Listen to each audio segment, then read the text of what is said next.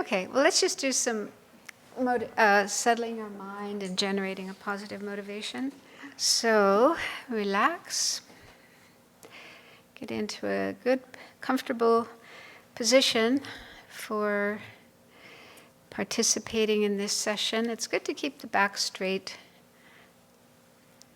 That helps the mind to be more alert, awake, focused. But it's also important to be relaxed, not tight and tense.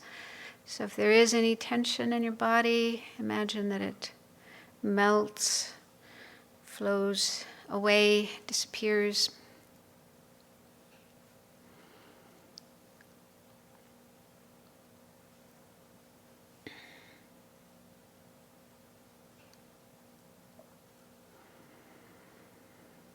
And let your mind settle down in the present, just in case there are thoughts running around in your mind from earlier today or any time in the past, or plans about what you're going to do later, today, tonight, this weekend.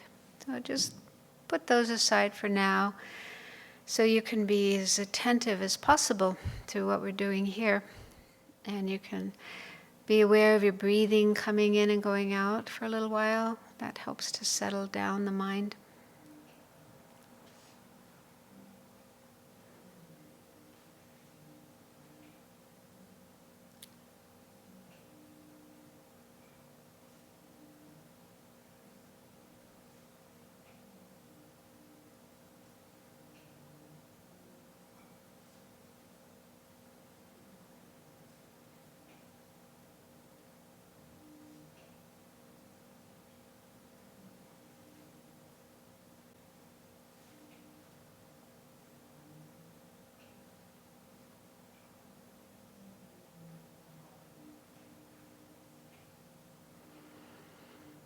And then bring into this spaciousness of your mind a positive intention, positive motivation as your reason for being here.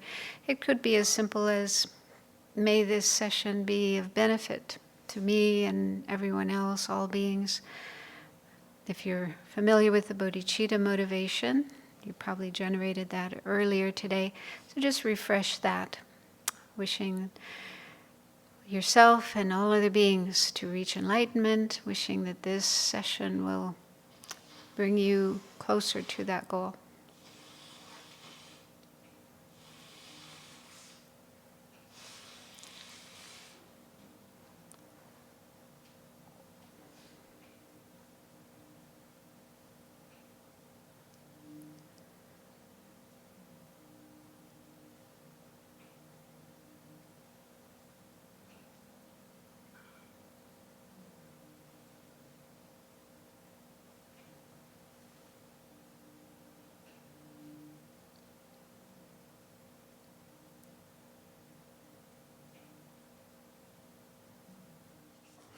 So I think some of you were pulling weeds this morning. Is that right? Mm-hmm. Was it fun?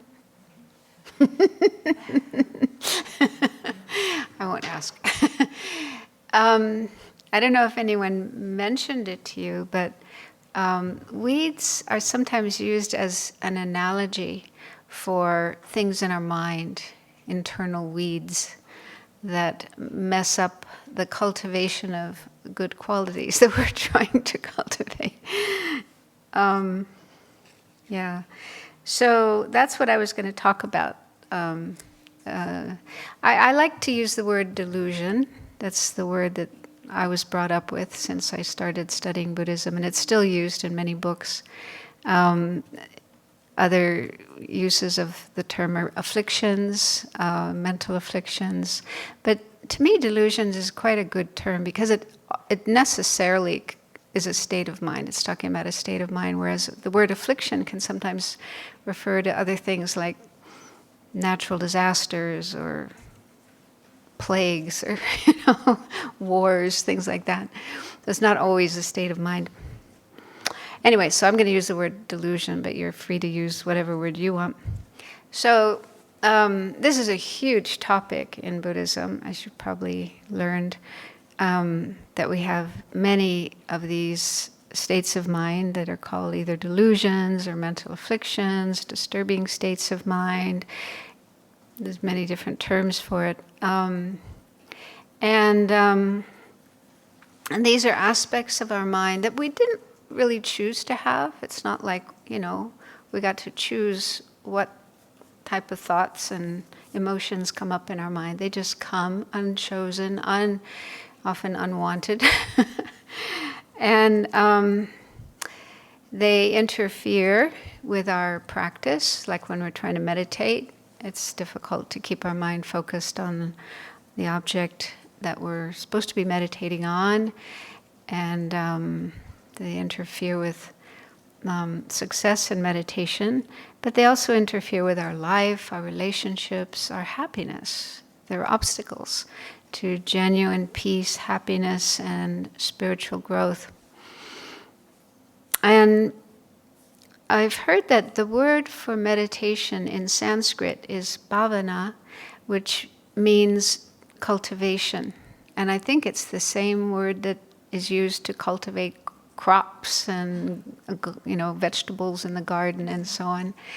And so it's quite a nice word, because this is actually what we're trying to do in our practice. We're trying to cultivate, grow, produce positive states of mind, like wisdom, compassion, love, patience, many, many excellent qualities. We already have most of these, if not all of them, in at least seed form in our mind.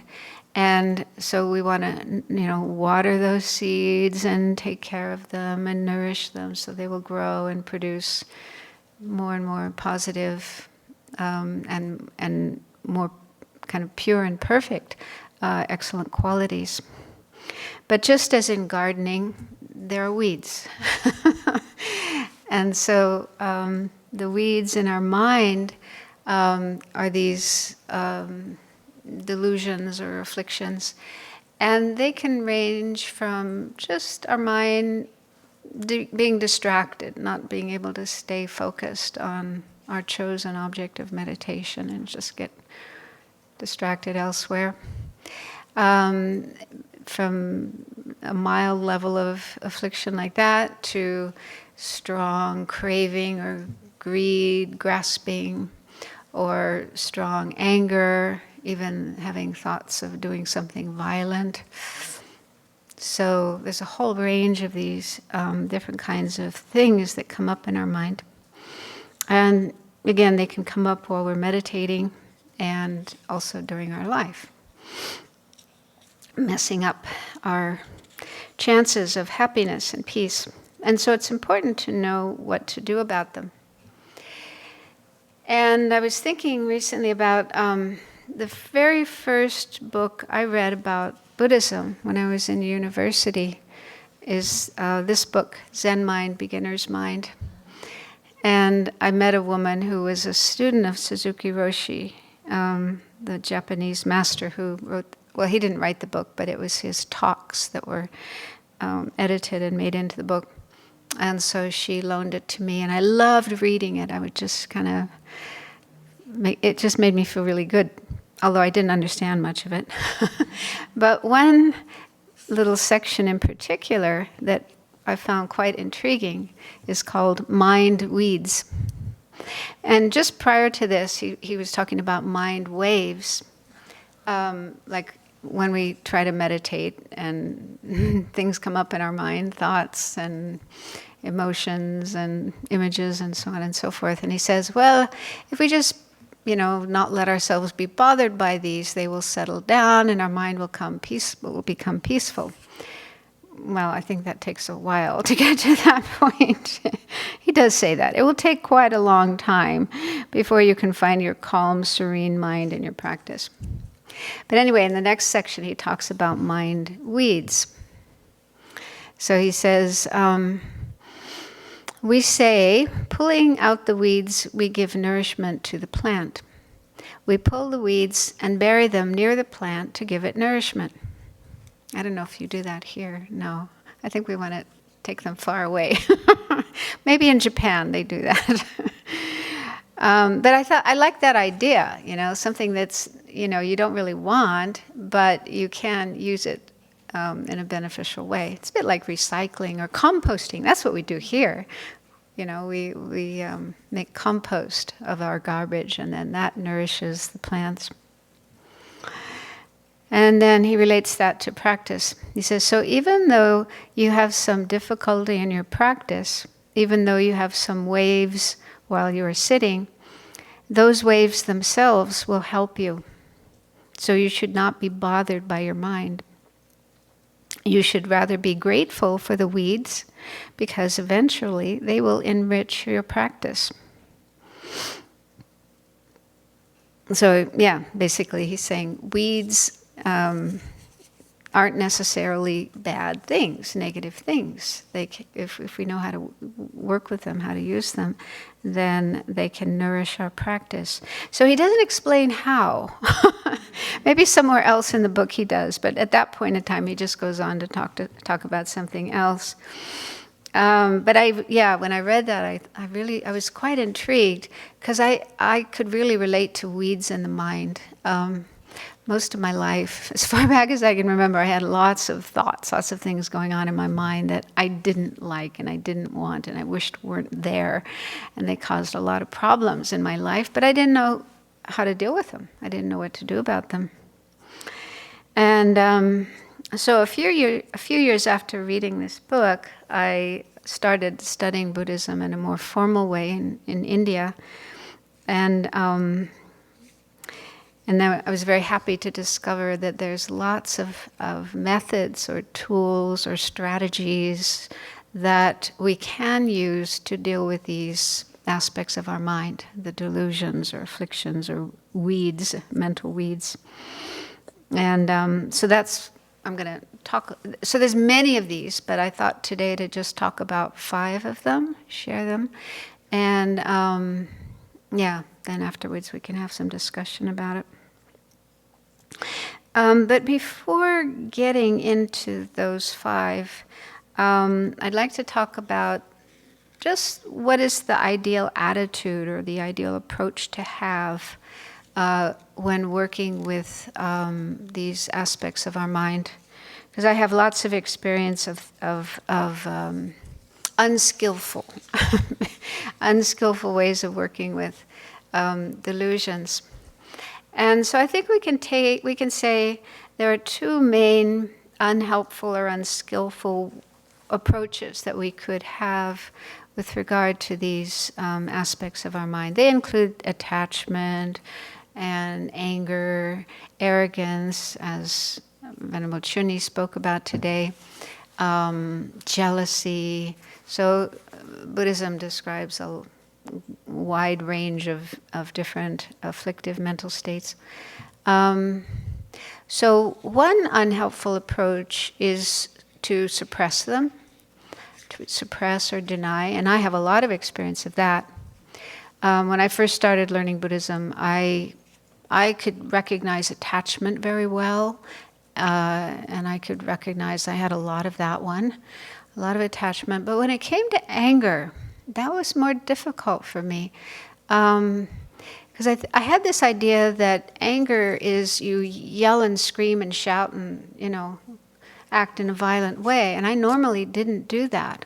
And so it actually took me many years to get to the point where I was able, or maybe willing, to recognize anger in myself, because it was more subtle. And I think it's partly because I would suppress it because of various causes and conditions in my life, my family, and so on. So I realized that I really did have a lot of anger, and I had just been kind of suppressing it and denying it and kind of pretending it wasn't there. And that approach is not helpful at all, I can tell you, and I'm sure you know. Because that particular state of mind is there, and it does come up. It may not come up to the surface and boil over, but it's there. And if you deny it, you don't have a chance to work on it. You're not looking at it. You're not dealing with it. You're not working with it. So that's one disadvantage of suppressing or denying. And another is that if you continue doing this over a period of time, it can build up and maybe at one point does reach the point of exploding and, coming out in very unhelpful, unskillful, even harmful ways. I've heard it can also, suppressing emotions can also cause physical illness and maybe even mental illness. And it's just not getting dealt with. That's the main problem. Yeah, it's still there. It's not being acknowledged and faced and dealt with. And so it's not helpful. Yeah, that particular state of mind doesn't get taken care of. So this is one thing to try to avoid. And I think probably everybody does this to a certain extent, at least with some afflictions that we have the tendency to suppress, deny, pretend they're not there. And it's good to look at that, to try to explore that in your mind and also try to understand why. What are the causes and conditions for doing that? There could be various, for example, wanting people to like you. I don't want to show that I have that emotion because then people might reject me, dislike me, not want to be my friend, or throw me out of this Buddhist community because we have to be a certain way in order to belong here. So there could be various reasons for why we ignore, or suppress, or deny that. I remember clearly in my case, my father would often get very angry, and I found that terrifying. He was really tall, over 6 feet tall, and he would just get all red in the face, and his voice would get really loud. He'd sometimes hit us, and it was just terrifying. And I remember once watching him, he was doing that with my brother who was misbehaving, and just thinking, that's a terrible way to be. I don't want to be like that. And it's kind of like I decided, I'm not going to be like my father. That's not the way I want to be. So that's probably a big reason why I, suppressed it. And but unfortunately, not only did I, not act out my anger, but I even thought I didn't have it because I thought anger is such a bad thing. It's such a horrible thing. It's really frightening and dangerous, and I don't want to be like that. So yeah, it was helpful to explore that and understand where that was coming from, what were the causes and conditions for suppressing it. And once I did finally get to the point where I was willing to acknowledge that I had it too, it was actually really fascinating. I found it fascinating to explore my anger and try to understand it better. And in Buddhism, there's so many methods to use to work with anger. And I found that working on my anger over the years has really helped me also understand other people when they are angry. And in the past, I used to be really scared I didn't want to be around angry people. I just found them really frightening. Which isn't helpful. Like if you want to help people, you don't want to run away from them, probably when they need the help most. So understanding my own anger helped me understand other people's anger as well, and then be in a better position to help them when they were going through that, rather than being scared of them. So anyway, that's one thing to look at, to see if there are any disturbing emotions that you may suppress, and try to understand why you do that, and try to recognize that that isn't a helpful approach. But then if you have been suppressing a certain emotion for a long time, it could be quite difficult to recognize it. If you talked yourself into thinking, I'm not like that, I don't have that kind of emotion. Other people do, but not me. So yeah, it could be a little challenging, to recognize. But one way, I've shared this with a few people here, it's a kind of method I use when I'm feeling angry or critical or judgmental towards somebody else, kind of having a hard time being patient and kind and accepting towards someone. So this method is to try to pinpoint exactly what it is you're you're annoyed at, or you don't like, or you're critical of in that other person? What is that particular quality or behavior that's pushing your button? And then once you've understood that, go back into yourself and look at your own mind and try to recognize if that's something you have in yourself. The theory is, whatever it is we don't like in somebody else that pushes our buttons is something we have in ourselves that maybe we're not recognizing, we're denying, we're suppressing. And so that can be very helpful then, to recognize things in ourselves that we didn't recognize before, or weren't willing to acknowledge before. I used this once with my brother. I have this older brother who he was going through a period of being kind of a fundamentalist Christian, really intolerant, and at one point he wrote me this letter, which was very critical of Buddhism, 5 pages of criticism of Buddhism. And so when I read this letter, I just got so angry. That's actually the experience that helped me recognize my anger, because for days I couldn't think of anything else except this letter and responses. These kind of, nasty things I wanted to say back to him, although I didn't really want to say those things. That wasn't nice. But, my mind was just spinning with this. And finally I realized, hey, I'm angry. This is what's going on here. But anyway, I used this method. I asked myself, well, why am I so upset about this letter that he wrote?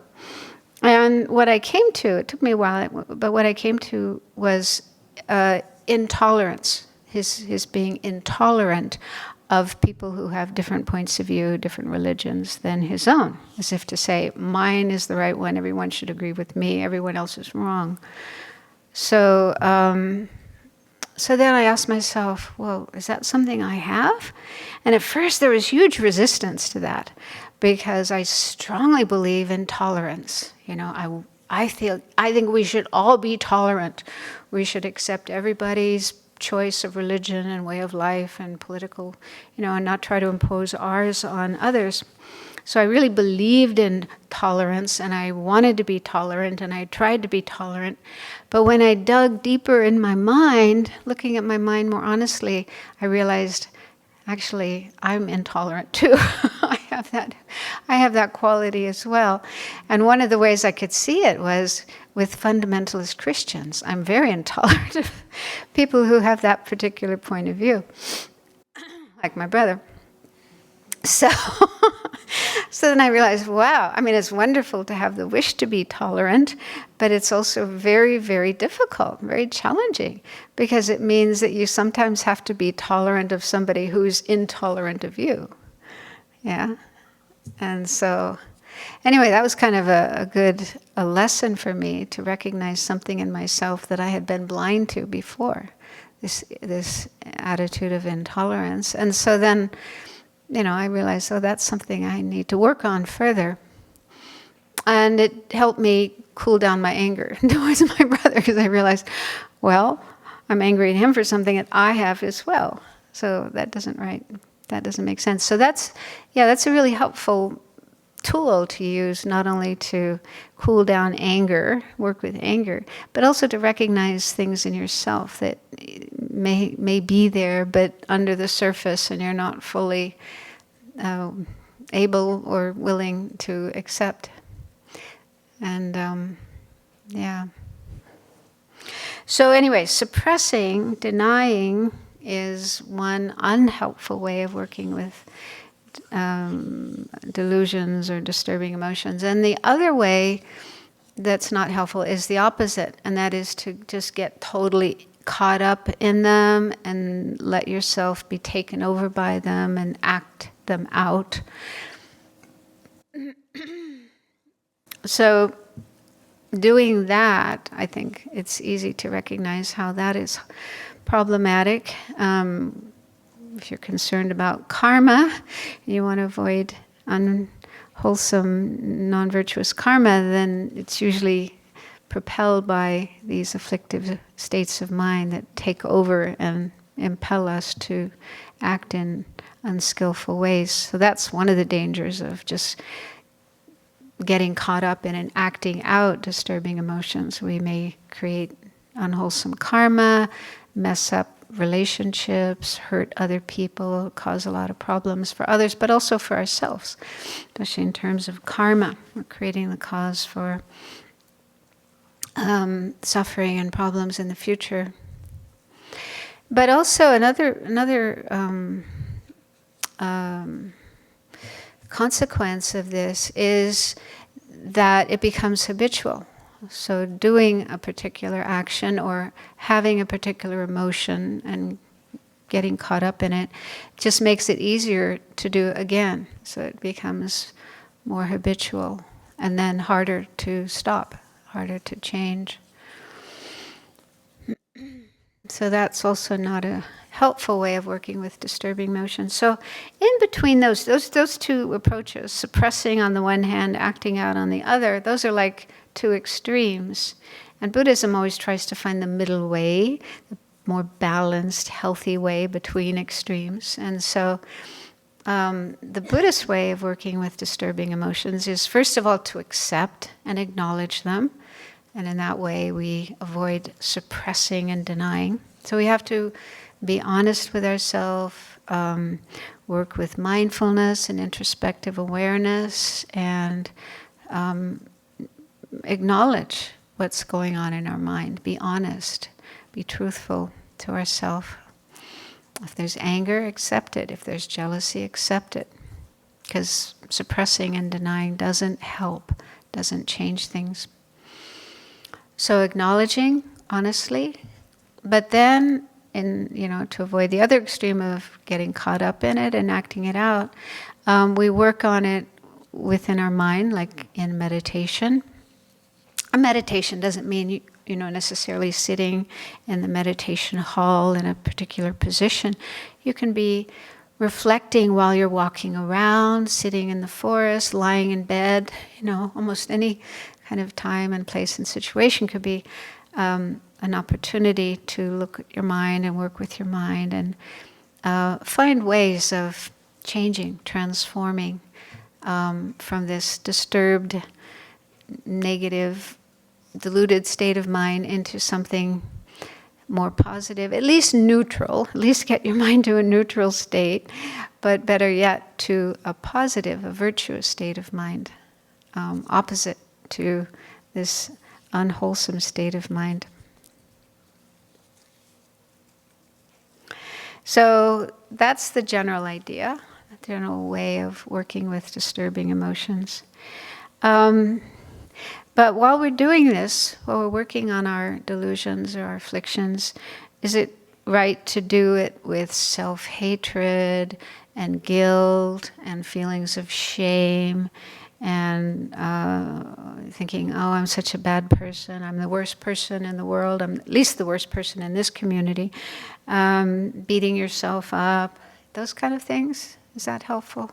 No. Yeah.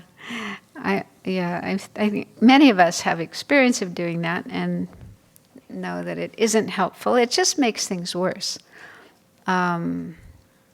I've done a lot of that myself, and it took me years even to get to the point where I realized I was doing it. It was so habitual. I didn't even see it happening for many years. And then once I did see it, it's still very hard to stop if it's something you've been doing for years or decades, maybe your whole life. It's very, very difficult to stop.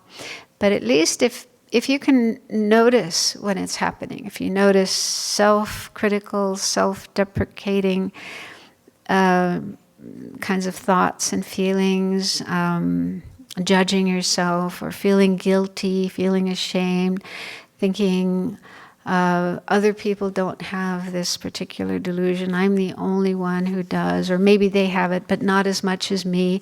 So that kind of comparing with others and putting yourself down. So be on the lookout for that type of thought, that type of attitude coming up, and know that that isn't helpful and it's not at all the ideal way of doing things in Buddhism. I think it's good to think of an analogy like raising a child or training a puppy or dealing with a good friend, a dear friend who may have some issues. So how would you, deal with that person or that being? Would you be angry and hateful and shaming them and verbally abusing them, even physically abusing them? I mean, that wouldn't feel right. So the ideal approach in dealing with some other person who's got some maybe behavioral problems is kindness, being loving and kind and compassionate and understanding and patient. I mean, it's difficult to be that way, but ideally that's, the best approach to have. And so if you think about that, how would you deal with another person, especially a child or a little puppy or a friend who's got some difficulties? What would be the best way of dealing with them and their emotional problems or disturbing emotions or behavioral problems? And then apply that to yourself.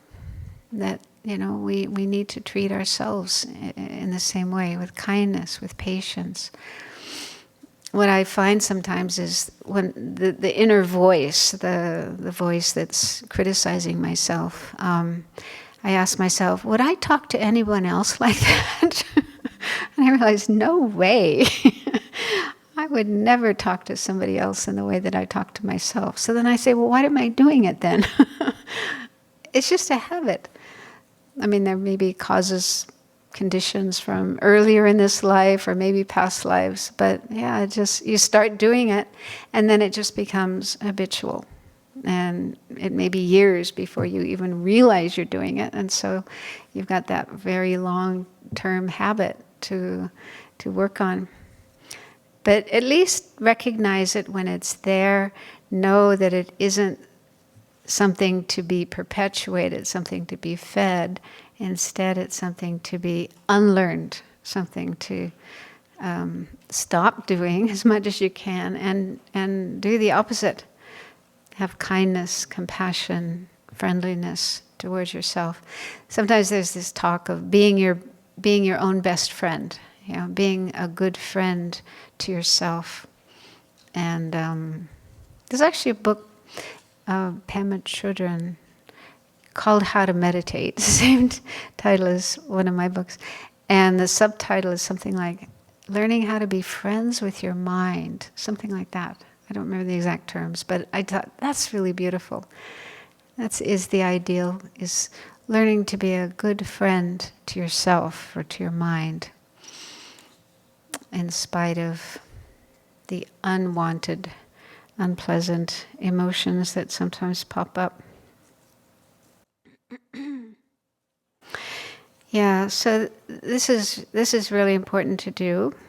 Otherwise, you're just creating more suffering for yourself with that kind of self-critical attitude.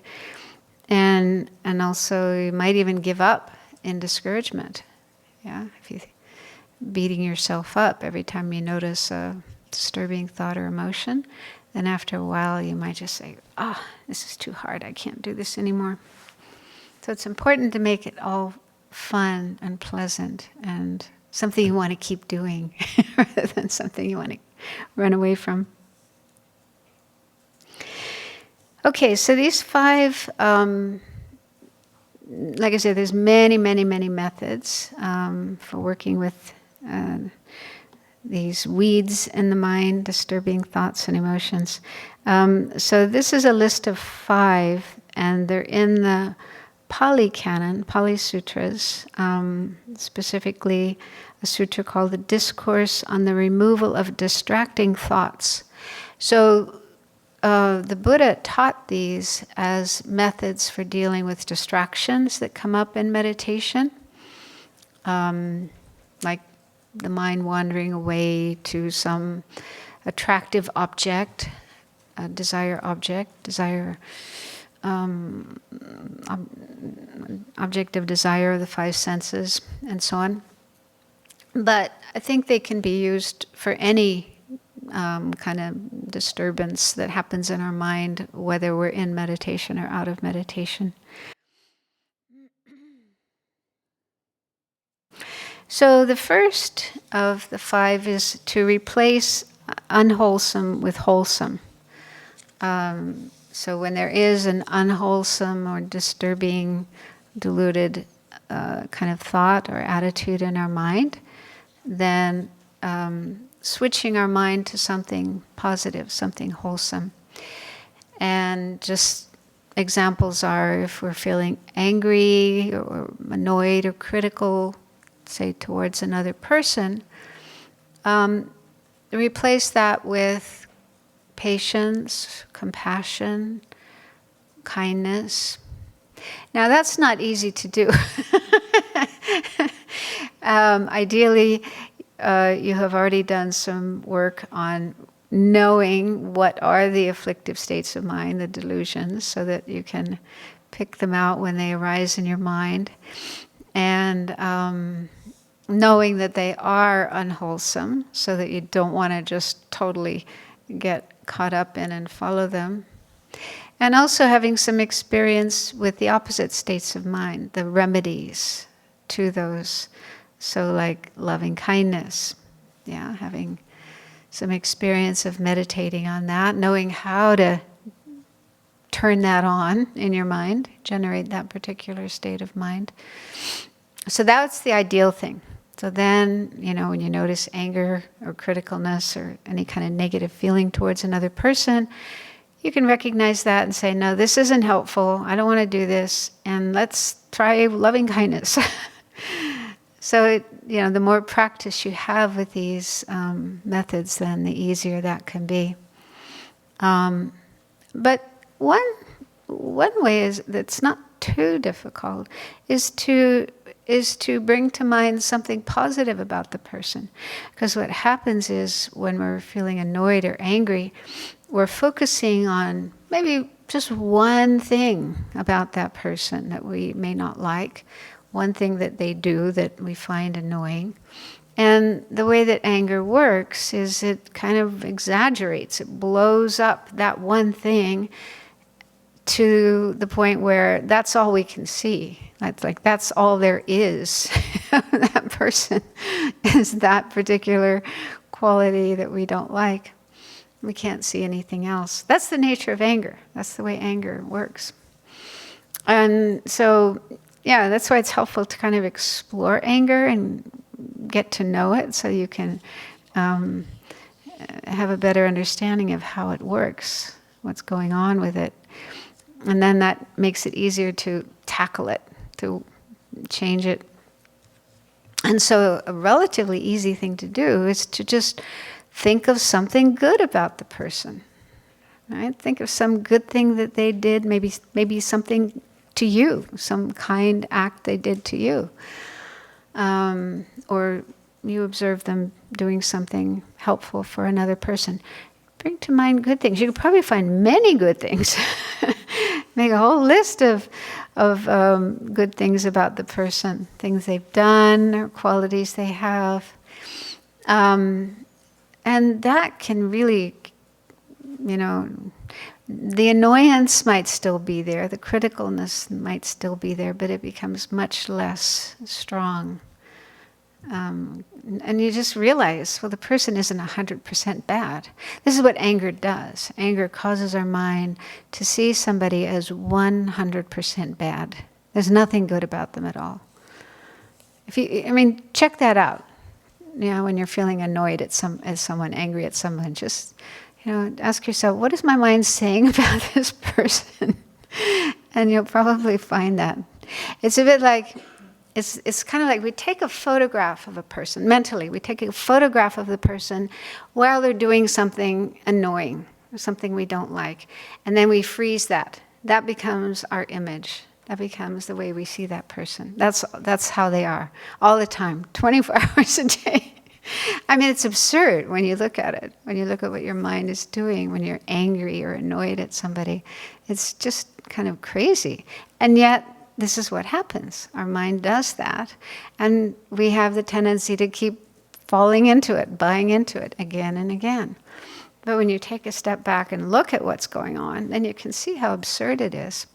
And then it becomes easier to change that, to work with that. And this is a relatively easy way to do it, is to deliberately bring to mind and contemplate good things they've done. The anger just kind of doesn't have anything to stand on anymore. Now, if the person has actually done something harmful, something incorrect, something negative, then that's probably good to address it, especially if you're in a position of, being a supervisor or senior to that person. You may need to talk to them. But it's much better if you go into that kind of talk, into that kind of conversation without anger and without the expectation that you're going to get them to change. Yeah, so try to find ways of cooling down your anger, bringing in love, compassion, kindness, friendliness, as much as you can, and then go into that kind of conversation. It'll probably go much better. So those are suggestions for anger. So if we find anger in our mind, then replace it, put it aside, drop it, and focus on something positive, something wholesome. And then for attachment, which has various levels, greed or craving or just liking, even sometimes just liking something, being attracted to something is a kind of attachment. So if you notice that, a good antidote is impermanence. Remember impermanence, that the object may be very attractive right now, but how long will it last? Will it continue being attractive? Will it continue existing? Okay. So that can help reduce the attachment.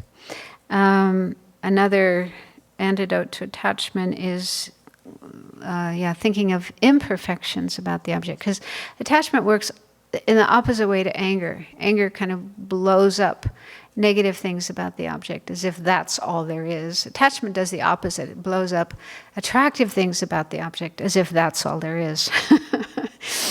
And ignoring any imperfections, but there's a lot of imperfections for sure. So focus on those and just remember those, not to generate aversion.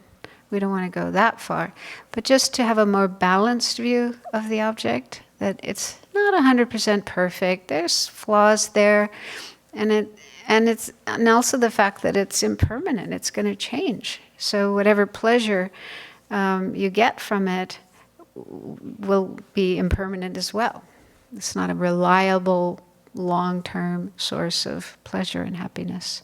So just enough to cool down the attachment, let go of the attachment.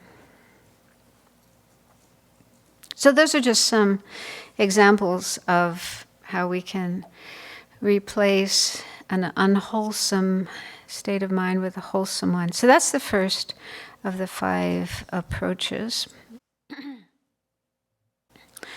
And the second is to contemplate the faults or dangers or disadvantages of the unwholesome state of mind.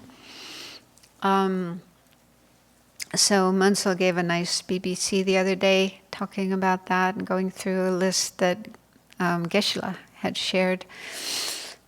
So yeah, it's really helpful in the teachings and the texts, traditional texts, they have lists of the faults of anger, attachment, and so on. But it's good to look at those for ourselves, and we can probably add to them at our own points to that list, that based on our experience, our own experience of those particular states of mind, what are the consequences of having that and getting caught up in it and acting it out? Where does it bring me? So that's a whole teaching in itself. But it's good to do that exercise, that homework on our own, so that we become convinced. And it's not just, I shouldn't get angry because my teacher said it's not good or the Buddha said it's not good, but we ourselves are convinced. We are convinced that being angry is not where we want to be. It's not good for us. It's not good for others. It's just plain painful. If you really look at anger, what it does to you, what it does to your mind, what it does to your body, what it does to your life, then it's pretty obvious that it doesn't have any good effects. It only has bad effects. So that's something that could take time, to explore. What are the consequences of these particular states of mind? And also for our practice, if our goal is to be able to develop concentration and wisdom and bodhicitta and progress along the path, then these states of mind are clearly hindrances, obstacles, sending us in a different direction than where we really want to go. So it's important to explore that and be really convinced from your own side that these states of mind are undesirable, harmful. But it's also important to keep in mind that it does take time to change. So even if you feel convinced, 100% convinced that you want to not be angry, not have attachment, not have jealousy, not have arrogance, and so on, you can't just make that happen. I made that mistake in the early days when I was very young, very kind of naive and idealistic, and I heard about all these delusions, and I said, oh yes, I want to get rid of those. And I thought within a couple of months, I was working really hard, and it seemed like they were actually increasing. I remember going to see Lama Yeshe one day, and I think I was crying. I said, I think I have even more attachment than before. And it's probably not true. It's probably I was just becoming much more aware of how much attachment there was. Because before we start learning Buddhism and trying to meditate, these things are running around in our mind, but we may be oblivious to them. We don't recognize them. So with Buddhism, we learn their names and their identities, their faces, what they look like, and how harmful they are. And so with that knowledge, we look at our minds and it's like a horror movie. The Tibetan teachers often say that it takes time to change the mind. You can't do it overnight, and it's hard work. They have this saying, following negative states of mind is as easy as pushing a boulder down a hill. You just have to give it a little nudge, and it just rolls by itself down the hill. But trying to have positive states of mind is like trying to push a boulder up a hill.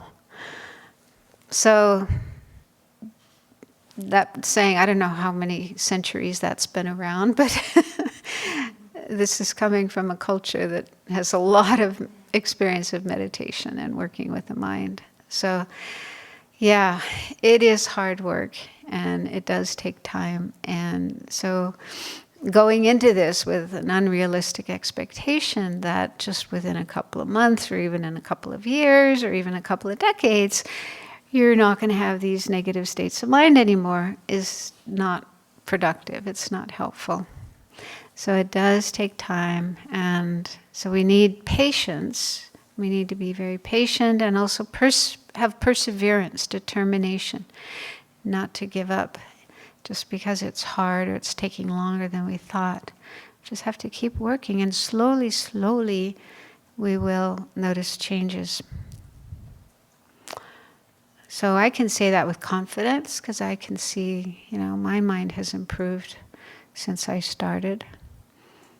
So that gives me confidence to keep going. If you just keep doing it, keep working at it, there's all the tools, all the methods are there, and we just need to keep going. And it definitely helps. Okay, that's number 2. Number 3 is to ignore them. And so that is like, if we're walking around and we see some unpleasant object that disturbs us, we don't have to look at it, right? We don't have to keep staring at it and go right up to it. We can ignore it, walk somewhere else, do something else, look at something else. So in a similar way, if there's some disturbing thought emotion coming up in our mind. We don't have to get into it. We don't have to follow it. We do have a choice. We have a choice. We always have a choice. So there may be a strong kind of compulsion because of past experiences to get caught up in that particular way of thinking or that particular way of feeling. Yeah, so we may be drawn into it because of having done that so many times before. But it's so helpful, it's so liberating to realize I don't have to do this. I've done it hundreds of times, thousands of times before, but I don't have to. I can do something else. I can look at something else. I can do something else with my mind. Yeah. So it may take a while to realize that. But like I say, it's really liberating to just have that awareness, that realization that there's a choice. We do have a choice. And use that choice wisely. Focus on something helpful. Even just the breath. You know, that's recommended if when you're meditating and your mind is like really crazy. Very hard to control, lots of unwanted thoughts coming and so on. So focusing on the breath. And even if the mind keeps running away from breath, you keep bringing it back. So that's a very helpful tool. It's a relatively simple tool to calm down the mind. And it calms down the body as well. It does have an effect on us physiologically. So, so just keep doing that. And having this awareness, I don't have to follow that particular thought. I don't have to look at that particular memory. I don't have to get caught up in that fantasy. There's a choice there. Now, it may not always work, but at least try. Try to, turn your attention away from that to something more helpful.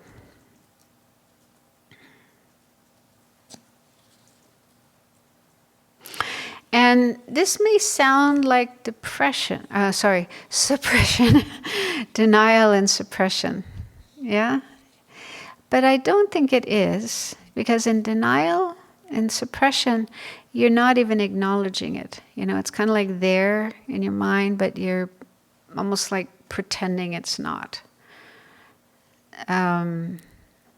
Whereas, you know, the ideal, like I mentioned before, the ideal way of working with the mind, working with disturbing emotions, you do acknowledge, you do accept what's going on. There is anger, there is attachment, there is jealousy. So you're acknowledging that, but you're choosing not to go with it, not to get caught up with it. If it's happening in the middle of a meditation and you say, no, no, I'm not going there. I'm going to focus on my meditation. So, yeah, I don't think it's the same as suppression.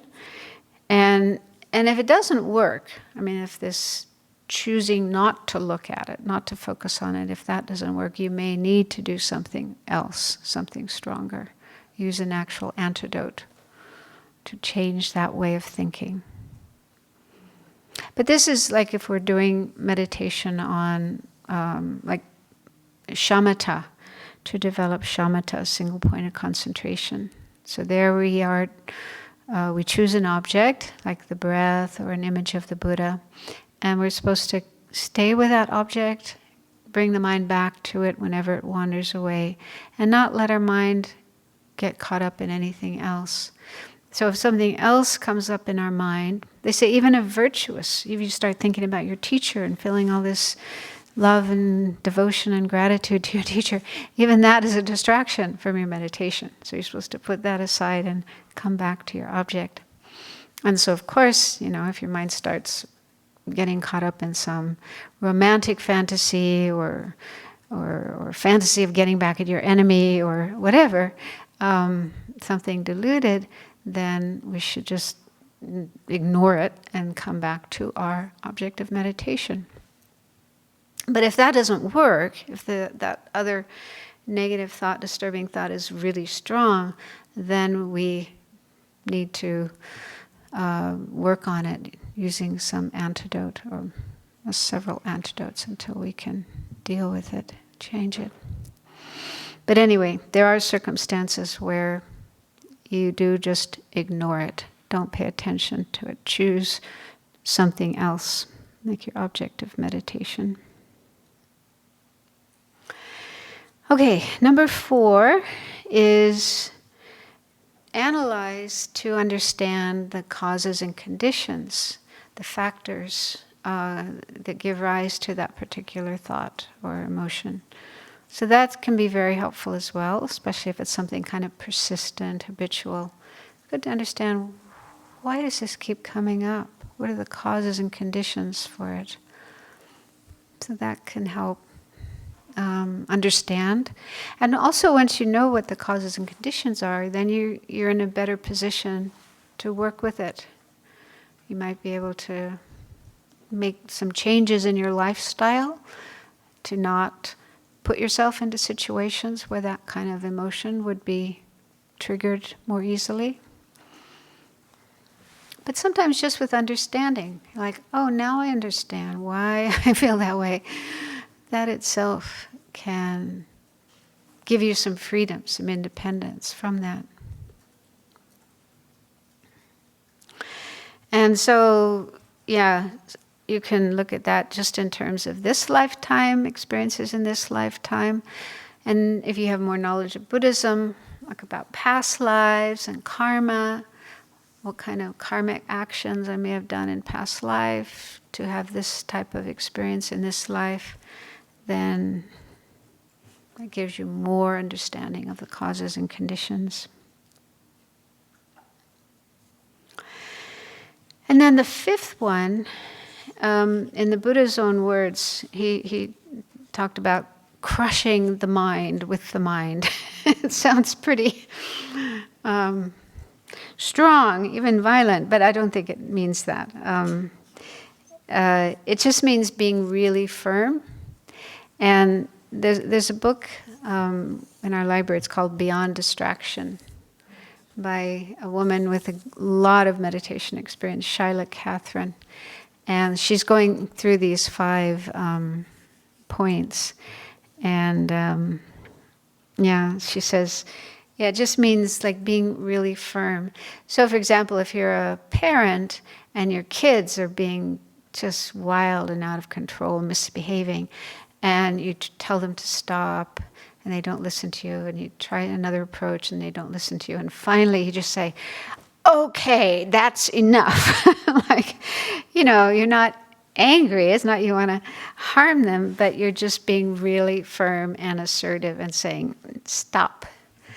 So I think it's that kind of approach here. It's just saying, no, I am not going to let my mind continue with this particular frame of thought or whatever.